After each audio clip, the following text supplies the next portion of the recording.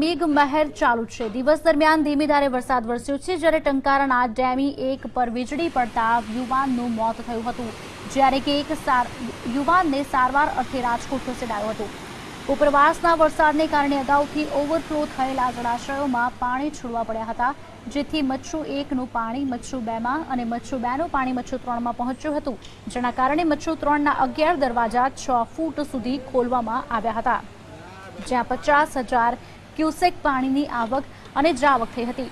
તેથી ડેમના હેઠવાસના 22 ગામોને હાઈ એલર્ટ પર કરવામાં આવ્યા છે।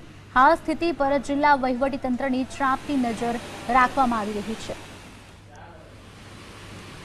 આજ સવારથી જ મેઘરાજાએ પોતાની ઇનિંગ શરૂ કરી હતી, જેમાં મોરબી પંથકમાં ભારેથી અતિભારે વરસાદ પડ્યો હતો, જ્યારે જે તમામ મોરબી જિલ્લાના ડેમો છે તે ઓવરફ્લોની સ્થિતિમાં હતા। જ્યારે હાલ જ આપણે મચ્છુ જે 3 છે તે આપણે પહોંચી હતી, જ્યારે મારી પાછળ આપ જોઈ શકો છો કે જે મચ્છુ 3 ડેમ છે તે જે 12 દરવાજા 11 દરવાજા 6 ફૂટ જેટલા ખોલી દેવામાં આવ્યા છે, જ્યારે ઉપરવાળા વિસ્તારોમાં ભારે વરસાદના કારણે મચ્છુ 1 ડેમમાં પાણી આવતા જ મચ્છુ 2 ડેમમાં પ્રવાહ પહોંચ્યો હતો, જ્યારે એ પ્રવાહ હાલ તો મચ્છુ 3માં પહોંચ્યો છે। જે આ પ્રવાહને લઈ અને જે નીચાણવાળા વિસ્તારો છે તેમને પણ એલર્ટ કરાયા હતા, જેટલા મોરબીના જે 22 જેટલા ગામોને એલર્ટ પણ કરાયા છે, જ્યારે તંત્ર દ્વારા તમામ તકેદારી લેવામાં આવી રહી છે।